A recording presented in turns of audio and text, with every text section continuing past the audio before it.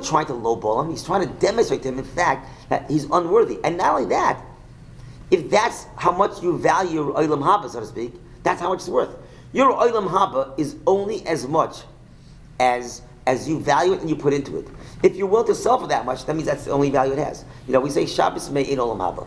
Right? I got a tangent for a second. Shabbos is me'in olam. Shabbos is like a taste of the world to come. Right? That's what we say. Whose world to come?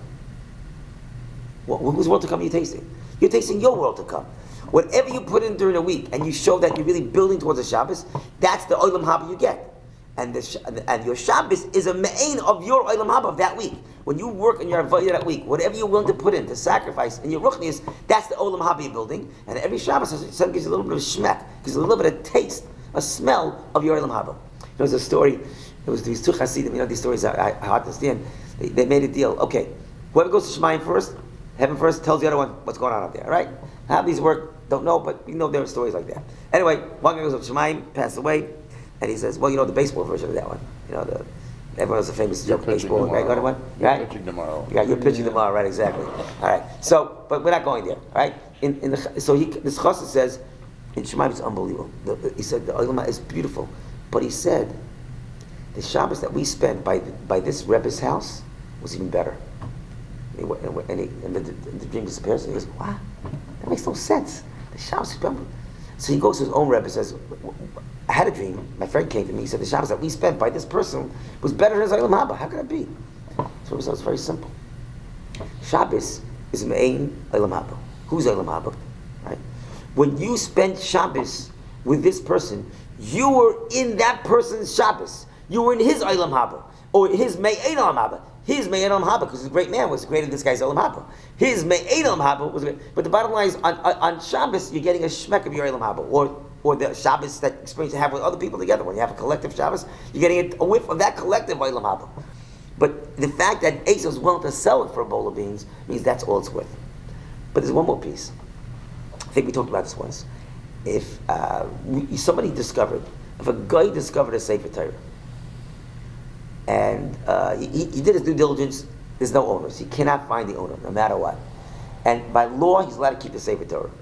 And then you find that his kids are taking this Torah, they're trampling on it, they're writing on it, and it's driving me. So you go over to the guy, you knock and say, listen, I know you don't mean any disrespect. It's really a whole scroll. I'll pay you $20,000 for it. Just let me have it. Nope, not doing it. I'll give you $50,000, $100. So listen, thank God we don't need the money. This is like a good luck charm for us. We like this thing. My kids love it. It keeps them quiet, it keeps them busy. For no money in the world, I'm giving it up to you. Forget it. Would you be permitted to steal that Sefer Torah? Could you steal that Sefer Torah? I don't think so, huh? Yes. Yes? Yes. Yes. Yes. Not sure it's hard, right? Steal? No. Yeah, I have no idea. You have no idea. So, I wouldn't have any idea either. It's a good question. But let me ask another question. And obviously the dilemma is, stealing. How do you steal? How do you let us steal? So, obviously, let's shift gears. You're with your friends someplace at the beach, and all of a sudden your friend's swimming in the water, and this huge storm comes out of nowhere. The waves are now 15 feet high. He's thrashing the water. He's drowning. You can't go to save him because you're going to drown yourself. The only thing you can do is throw him a life preserver, and they pull him out. Problem is, life preserver is in a store, and the store is already closed. Could you break in and enter and steal that life preserver to save his life? Yeah. I think nobody is going to have a question. Of course. Yeah, of course. 100%. So even though stealing's wrong, in that case, no, stealing's okay, right? The Gemara discussed that, by the way. It's not so simple. The Gemara discuss it, and for sure you have to you pay for damage if you broke the store and everything else. But the Gemara has debate about it. But it seems from the Chayim, obviously you can do that. Why? Because we understand that in this case, stealing to save a life takes precedence. Okay. So now I wouldn't know this by myself, but I'm going to tell you that the Torah, that you can steal that Torah because that also takes precedence over stealing. Now, obviously, there's a caveat, by the way. If the headlines next day where Rabbi breaks and steals a Torah, that Chil Hashem would trump stealing the Sefer Torah. But leave that alone for now. How do I know it's true? How do I know that you're allowed to steal a Torah?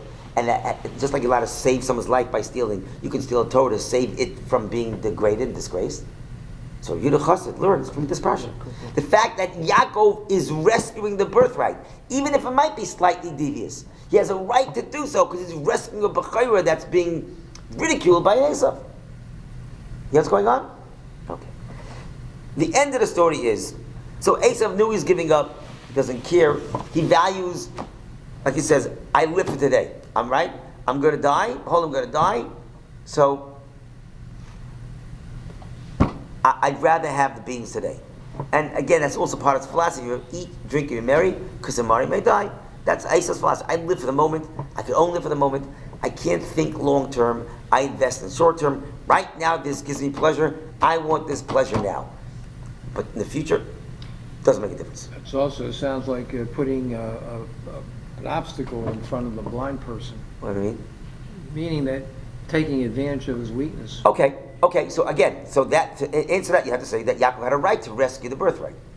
That's the reason why, right? Okay. Well, I know Yes. what you're saying. So, I have a little problem because you're talking about the bracha, the bechor. Yitzchak gave at least 3 different blessings here. Okay. We're not to the brachas yet, okay. Okay? The first one that was meant for Esau was a bracha of wealth and power. Yeah. That's not the bechor. The blessing when Yaakov was leaving to look for a wife and escape Esau, that was a blessing that he would improve, develop, and become worthy of getting the bracha. And then it's only later that Yaakov gets the bracha. Well, So, okay. you know, the bechor. So what was Esau really giving up here? You mean on the birthright? If he was only giving up the first bracha, Esav, okay. Esav could have been almost literally an Av. You know, there were three of us and 40 mothers, 3 fathers and 4 mothers. Now, the math doesn't work out. 3 and 4, right? Doesn't work. So Yaakov married 2 wives. Esav was supposed to marry Leah. Right. Esav would have been on that same Mount Rushmore of Avos, so to speak, as Yaakov, had he done the right thing. Esav had a tremendous role to play. And by selling the Bechira, he gave up that role. He had a major role to play. And as a Bechar, he would have partnered with Yaakov. That was supposed to be. He was supposed to be a partner with Yaakov. But it's not fair when you read the story, it isn't clear that when he made that sale to Yaakov, and then the bracha that he got from his father, the first one, wasn't the Bechor. It was. No. Okay, we're jumping ahead of ourselves. That bracha, which did involve the physical world, there's 2 ways to learn it. Depending on how we go, did Yitzchak know he's giving a bracha to Yaakov then, or did he bring a bracha to Esau? There's 2 ways to learn that over there. We're not going to get into it now. But either way, either Esau was going to have the physical world, but to help to complement the spiritual world, or it was given now to Yaakov because Esau was no longer going to be his partner, depending on how you learn what was going on. But either way, that role would have been part of the Bechor role. All right? Just want to end with one last point. That is that it says Esau got up, he went, and he ridicules the Bechira. That's it. That's how it ends.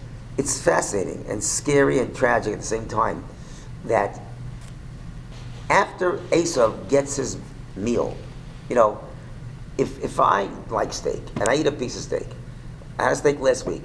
Tonight I can't tell you guys, man, that steak last week is so good. Steak is gone. I have nothing to retrieve from that steak that I had a week ago.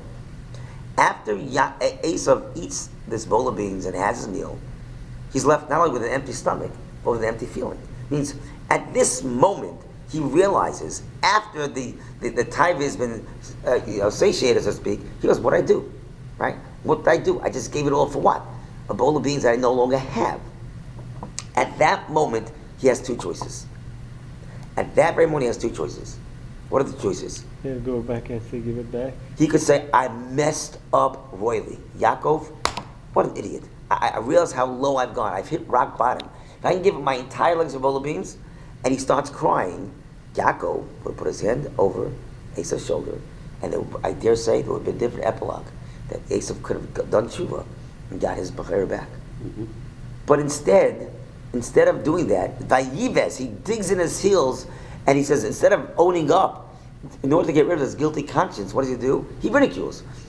That you have to rationalize. The only way to live with yourself after you've done something so devastating wrong is either own up to it, was in order to face him, saying, "Nah, what I give up was nothing anyway. It was stupid anyway."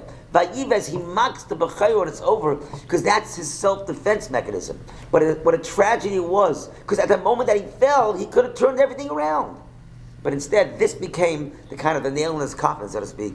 Vayives is b'chayr. Rather than owning up, at this point, he just digs his heels in further and says, b'chayr, it's worthless anyway. And that's what that kind of seals his fate.